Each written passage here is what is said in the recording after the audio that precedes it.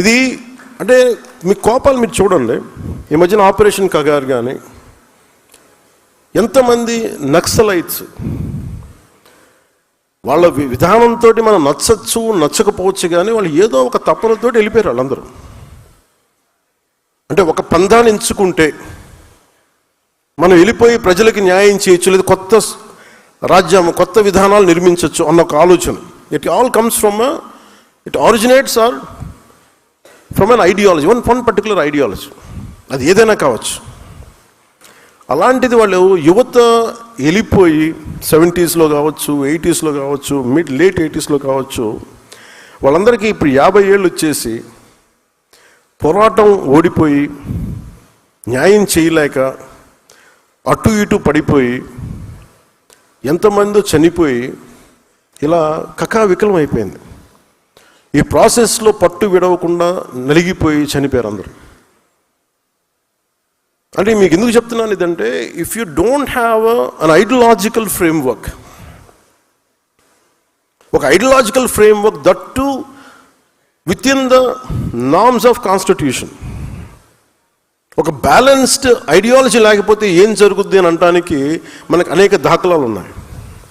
మీరు ప్రాంతీయతత్వం తీసుకోండి, దానికి ఒక టైం లైన్ ఉంటుంది. కేవలం 2-3 కులాలే కావాలి అని చెప్పండి, దానికి ఒక టైం లైన్ ఉంటుంది. దాని తర్వాత అవి పడిపోతాయి. తీసేమన్నా అవసరం దూరం పెట్టమన్నా.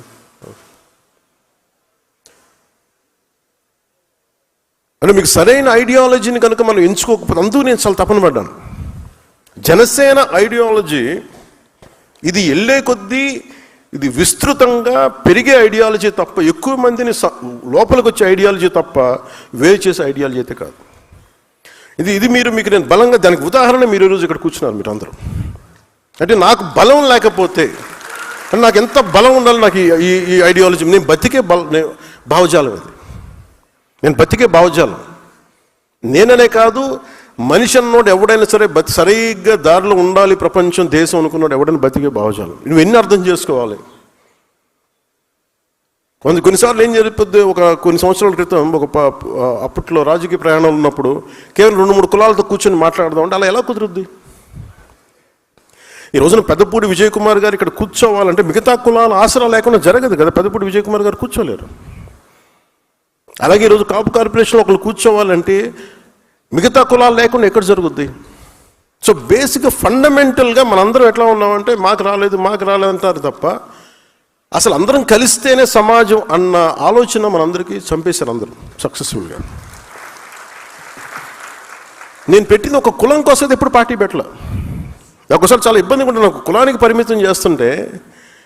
అరే నేను ఇంత విస్తృతంగా ఒక యూనివర్సల్ థాట్ తోటి నేను వస్తున్నప్పుడు నన్ను కూర్చోబెట్టి, అది ఒక స్ట్రాటజీ. అది confining any individual to particular ideology, region, religion is a clear cut strategy to confine.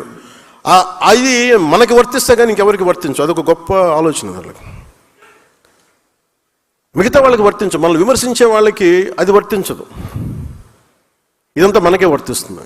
So అందుకు నేను చాలా ప్రత్యేకించి, నేను చాలా ఆలోచించి, చాలా సోషల్ ఐడియాస్ ఫిలాసఫీస్ చదివి, చాలామంది నిపుణులతో చర్చించి, దీన్ని చాలా సింపుల్గా, అంటే మనం కూర్చోబెట్టి ఊకదంపుడు ఉపన్యాసాలాగా ఇంత పెద్ద చెప్పకుండా, పెద్ద పెద్ద పుస్తకాలు లేకుండా చాలా, అంటే ఒక వాక్యం రాస్తే అది భావగర్భితమై ఉండాలి.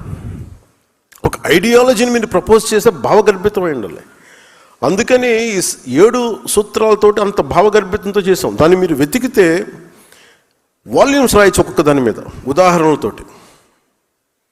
ఉదాహరణకి ప్రాంతీయతని విస్మరించని జాతీయవాదం ఎందుకు పెట్టామంటే, మనం కూర్చొని ఈ ప్రతి 50-70 కిలోమీటర్ 100 కిలోమీటర్లకి మన కల్చర్ మారిపోతూ ఉంటుంది. మనది ఆహార అలవాట్లు మారిపోతాయి, ఆచార వ్యవహారాలు మారిపోతూ ఉంటాయి, మాట తీరు, మాట యాస మారిపోతూ ఉంటుంది. ఇవన్నీ పరిగణలో తీసుకోకుండా, ఇవన్నీ గౌరవించకుండా మనం వెళ్ళిపోదాం ముందుకంటే ఎక్కడో చోట దెబ్బలు తింటాం అందరం. సో ఇవన్నీ దృష్టిలో పెట్టుకొని ఒక్కొక్కటి అన్నీ పెట్టుకుంటూ వచ్చాం. దానికి మీరందరూ కూడా నాకు తెలిసి మీరు మీరు 90s ఉన్న వాళ్ళు ఉంటారు, లేదంటే కొంతమంది 80s పుట్టిన సీనియర్ నాయకులు కాకుండా మిగతా వాళ్ళందరూ కూడా కరెక్ట్గా చెప్పాలంటే 2007 నుంచి మీరు 20-25 వయసులో ఉండుంటారు మీరు అందరూ, మిగతా వాళ్ళని పక్కన పెడితే. సో ఇది మీరు భవిష్యత్తు మీరు సరైన నిర్దేశంగా ఇవ్వగలిగితే, అందుకే నేను ప్రత్యేకించి మిమ్మల్ని ఉద్దేశించి మీరు భావితరాలకు మీరు ఎంతో కొంత ఉదాహరణ అవ్వాలనే నేను ఈ 7 సూత్రాలని ప్రతిపాదించాను. ఇది చాలా కీలకం. అంటే మీరు ఎందుకు దీన్ని అర్థం చేసుకోవాలి అంటే నేను నా భావాన్ని మీరు అర్థం చేసుకోలేదు.